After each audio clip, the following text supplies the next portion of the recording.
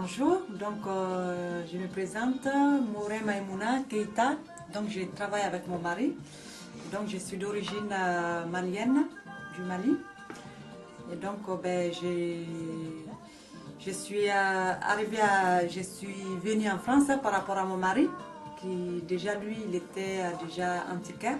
J'étais soignante et donc avec la culture, déjà ma culture, je connaissais très bien les pièces du Mali, mais je n'avais pas donné l'importance de cette culture que ça pouvait développer encore plus en Europe, que les gens s'intéressaient de ma culture. Et donc comme lui, il était déjà antiquaire, donc avec ça, doucement, doucement, je me suis intégrée dedans.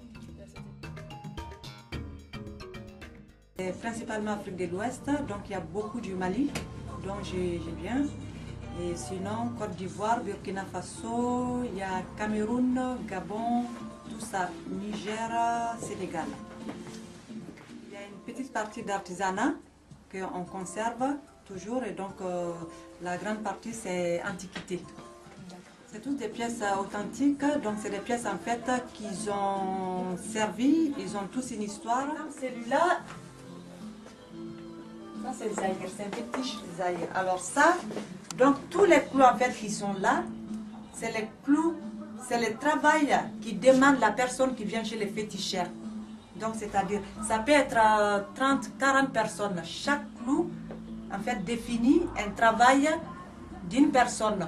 Donc par exemple, une personne peut venir et dire, bon, moi j'ai un problème, je n'arrive pas à avoir d'enfant. Donc je souhaiterais avoir un enfant. Et donc le féticheur, il prend un clou, il les plante sur l'objet. Et donc après, il fait un travail sur l'objet. Ça, c'est la doyeleni, c'est-à-dire figure de jeune fille à marier.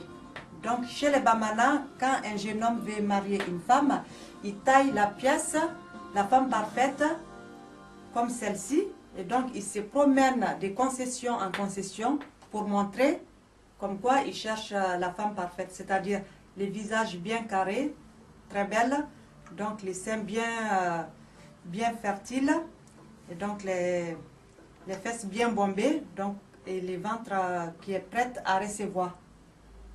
Voilà, donc c'est la femme parfaite.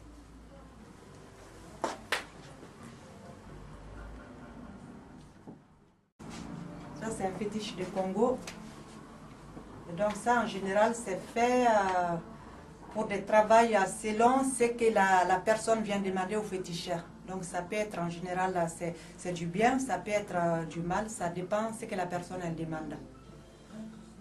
Très très belle pièce aussi.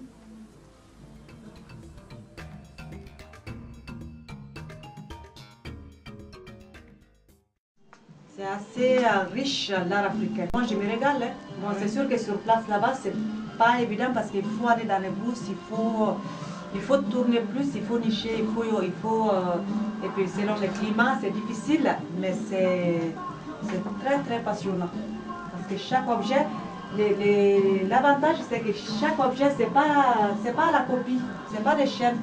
Chaque objet est différent.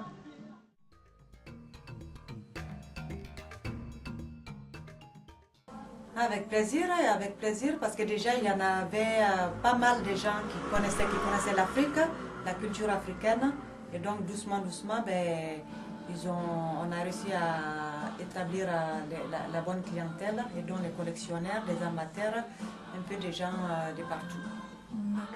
Tous les objets qu'on vend, donc c'est les gens déjà qui connaissent, soit c'est des marchands, soit c'est des antiquaires, soit c'est simplement des amateurs. Donc ça, en général, ça plaît toujours. Sur l'art africain, donc on est le seul qui fait vraiment de l'art africain. Sur après des magasins d'artisanat, il y en a. Sur l'art, l'antiquité africaine, on est le seul quasiment de toute la région.